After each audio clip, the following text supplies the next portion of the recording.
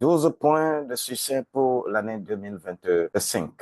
Mon succès en 2025. J'aurai un nom de gloire. J'aurai un nom de gloire. On m'appellera d'un nom de gloire. Isaïe 62, verset 2.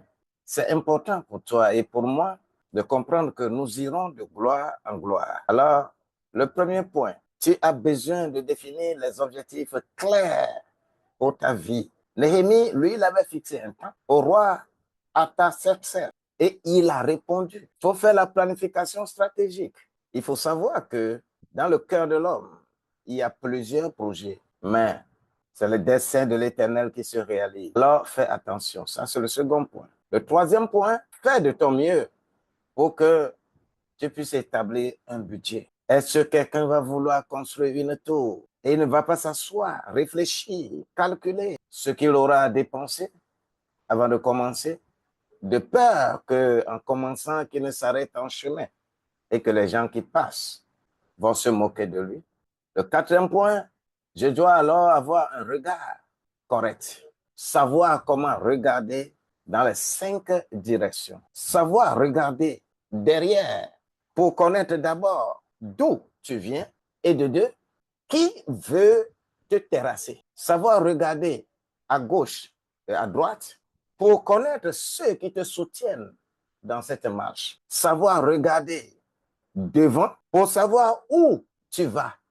Et devant le proche, savoir s'il n'y a rien que tu vas cogner sur le chemin. Et surtout, savoir regarder en haut, car tu dois avoir la connexion avec Dieu. Au 5e point, il faut alors adopter une mentalité positive. Mentalité positive, sache-le, que ce qui est bon, ce qui est agréable, ce qui est digne, que les gens doivent louer, que cela soit le sujet de vos réflexions tous les jours. Au 6e point, il faut prendre des risques calculés. Ah, tu prends des risques avec des hommes ou des risques avec Dieu.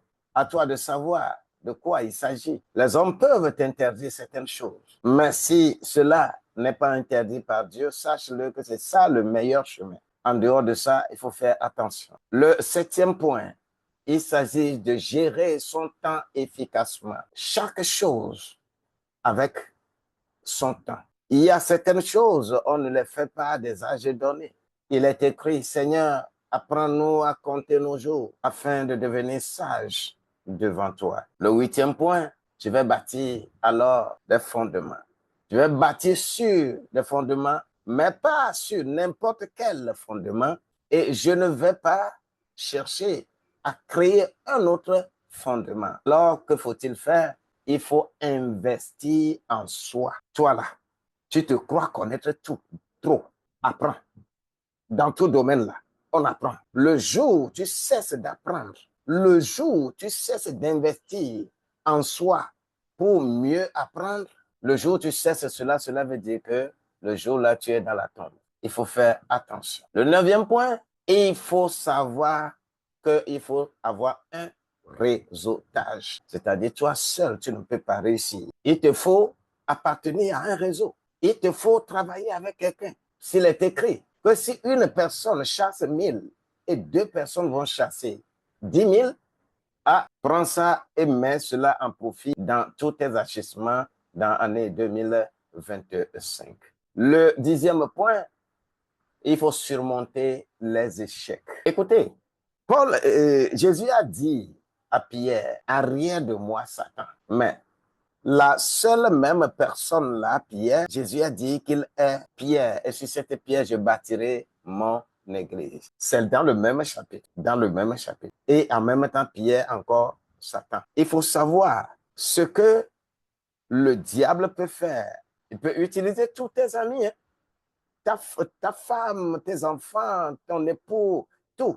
Il peut tout utiliser pour te faire fléchir et ne pas gagner. Mais toi, tu as déjà gagné. C'est pour cela que Néhémie, dans sa reconstruction des murs de Jérusalem, lisait correctement le chapitre 4 de Néhémie pour voir comment Néhémie a vraiment combattu contre tous ceux qui cherchent à faire autre chose. Le 11e point, il s'agit de prendre soin de soi. Prends soin de soi.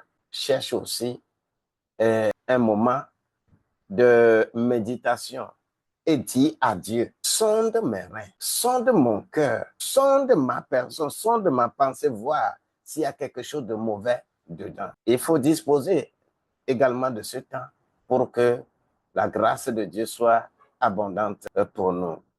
Et le 10e point, nous devons chaque fois évaluer et ajuster. Dans Néhémie au chapitre 2, verset 6, Néhémie avait dit qu'il a fixé un temps au roi Artaxerxès. Et exactement dans le chapitre 6, verset 15, maintenant là, le temps est accompli, c'est 52 jours.